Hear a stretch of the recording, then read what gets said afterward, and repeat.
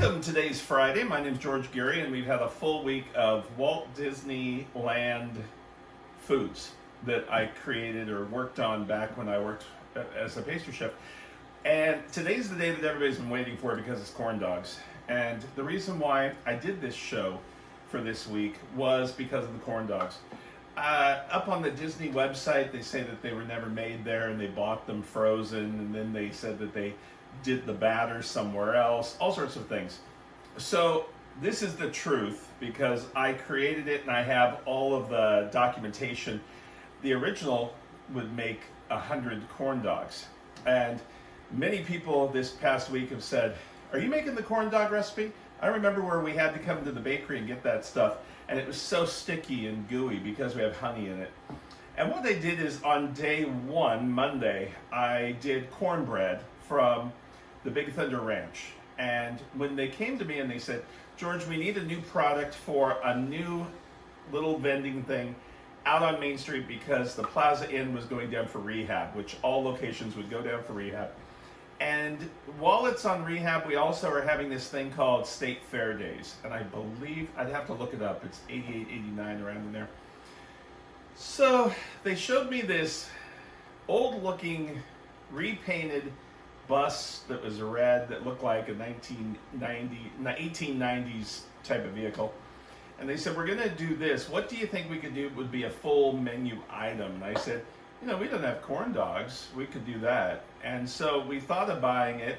And then I thought, we can adapt the recipe and change it from the Big Thunder Ranch and create it. So when I would create recipes for the park, I'd try to think of ingredients we already had in the bakery to where we didn't have to start something new. So this has been a phenomenal, this recipe, because now I get people taking pictures with their corn dogs and sending them to me. LA Magazine, which I'll show you pictures later on after the show, did a whole story about Disneyland foods and my corn dog.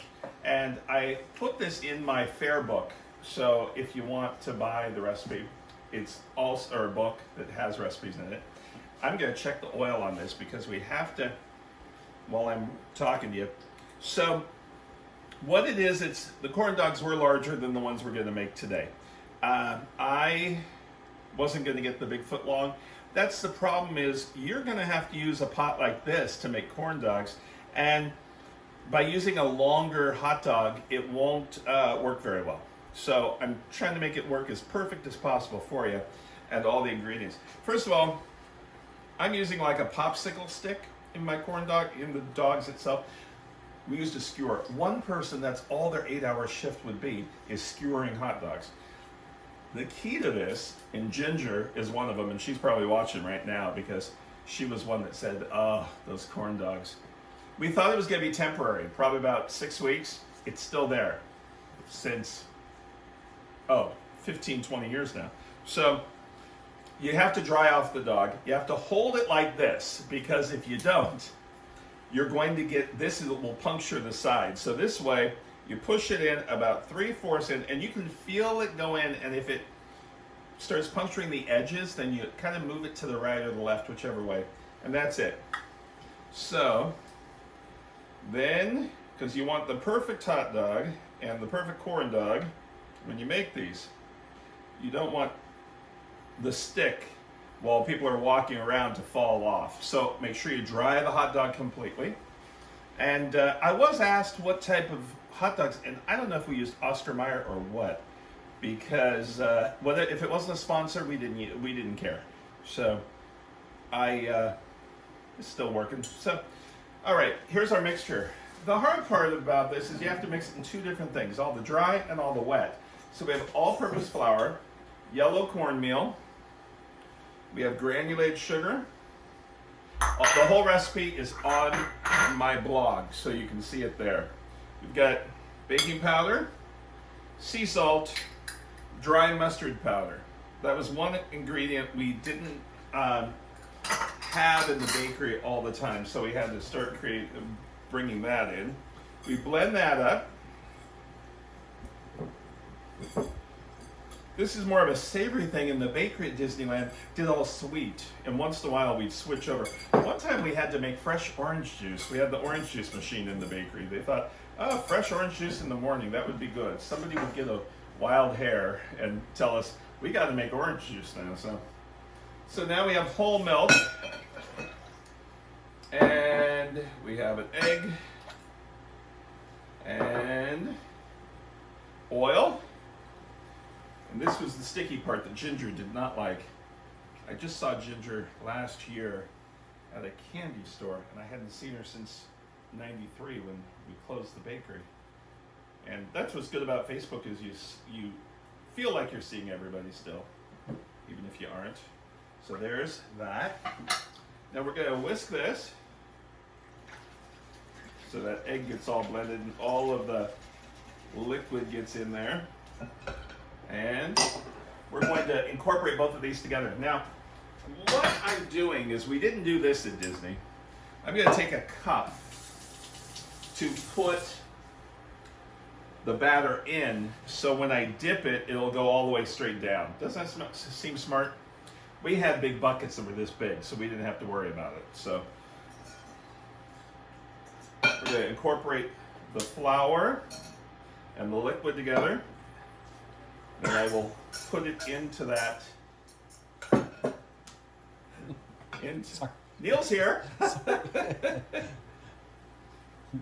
So we used a mixer for this, and you could use your mixer if you want, but sometimes little things are not worth it to do a mixer. Now, if the batter starts getting thick, like real thick, you just add a little bit more milk. And you'll be able to tell if it sticks on the dog or not. So, just like that. And you don't want lumps. Perfect. Boy, I shake my head because I remember how this was. We're going to put this into this so it pours easier into the cup. Okay. Now, let me check the oil. We want the oil to be at 375. So it'll fry up really good. And then it'll make a nice brown coating. The coating gets brown because of the honey and that little bit of sugar. So we're only at 250. We still need another 100 degrees.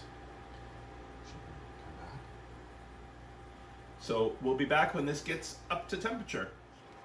Okay, our oil is about at 375. Very, very hot. Be real careful when you do this. Make sure the kids aren't around. And what you always need to do is make sure your handle is outward. You don't want it to be in the line of walking. So we've got and we'll do one at a time. Remember, they're real dry.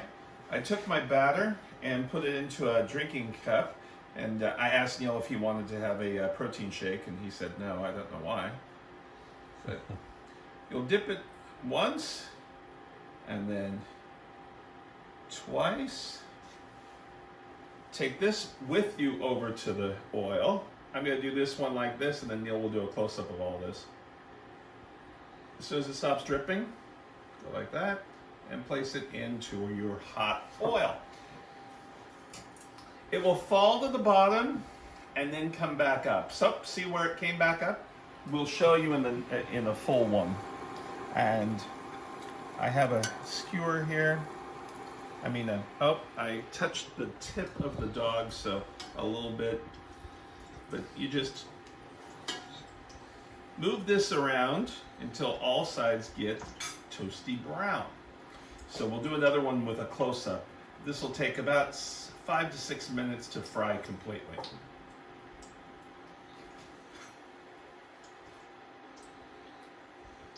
And if you see one side getting brown, turn it over so the other side is, because they start floating like a submarine. Or you just hold it down, let the whole thing deep fry. Like we did the wonton skins last week for that salad. And there is your corn dog. let it sit on paper towel for a minute. So now Neil will come closer and we'll do a close-up. You need to fill this cup up because you want it to be able to go completely over the dog. Go down. See how it almost overflows? Go up, go down, come up, and then I'm letting the excess drip just a little bit. Then place it in to the oil. See, it pops up after a few minutes. One side is browner than the other, so you'll just turn it around a little bit, and you can push it down like that. You also want to get rid of all the little pieces that fall off in between each hot dog, or you will have a bunch of burned pieces and they might stick onto your hot dog. You don't want that. Just like that, one at a time. Don't be in a hurry. Just like that. And you can get a little more golden if you want. It looks like this side is more brown, so I'll go try to keep that up. You kind of have to watch these. Now, if you go to, okay, see the little pieces? Just take those out. And this one's ready. Isn't that beautiful? Let me do one more. Huh? Beautiful. Beautiful. We'll do one more real quick. Make sure we get the whole thing. Again, do not do two. You'll think, oh, I think I'll just do two. It'll be quicker. It won't be. You'll have a problem. And also remember that these are very hot still. So you want to wait until they're all done. Turn this one around. Take all the little guys out. I have a little bit of dog right there at the tip, so but it'll be fine. Push it down. It takes about 5 to 7 minutes per dog, depending on the heat. Now, if you test your heat and it's gone higher, lower the temperature and wait until it lowers a bit. You don't want to go too high too fast, because if you do, your hot dog will turn brown really fast and won't be cooked all the way. And then the other way, if it's not hot enough, you're going to have a dog that will have a little problem. You'll pull all the oil in. So anyway, so there's our hot dogs, and here's the finished product. You get a little mustard and ketchup. I think they serve this with potato chips now, I think, and a drink. But it is one of the best things. And now you can make your own Disneyland hot dogs until Disneyland and Disney World and Tokyo and all of them reopen. I'd like to thank you so much for the full week of Disney, and we hope you have a great, great weekend. Be careful. We'll see you on Monday with a drink of some sort, and I don't know what I'm going to make next week, but it won't be Disney. We did that this week. Take care, have a great day, and see you soon. Bye.